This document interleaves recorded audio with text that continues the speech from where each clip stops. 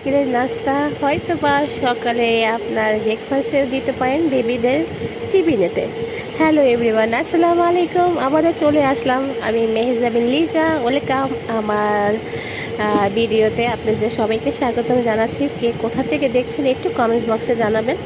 আর এই তো আমি ভালো আছি আপনাদের দোয়াতে। আজকে আলুর কাচুরিও বলতে পারেন, আলুর পুরিও বলতে পারেন, এরকম করে আপনারা আলু পুরি বানিয়ে দিতে পারেন বেবিদের। আমি এখানে অল্প পরিমাণ আটা নিয়েছি, তো এইটা আমি রেস্টে রেখে দেবো 10 মিনিট। তো হয়ে গেছে 10 মিনিট। আমি একটু তেল মেখে নিয়েছি। তো আমার পুরি বানানোর স্টাইলটা অন্যরকম, কারণ যেহেতু আমরা ঢাকাইয়া এত রং ঢং করে পুরি বানাইতে পারি না।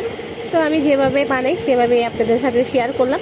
তো আলুর ভর্তাটা আমি আগেই করে রেখেছিলাম।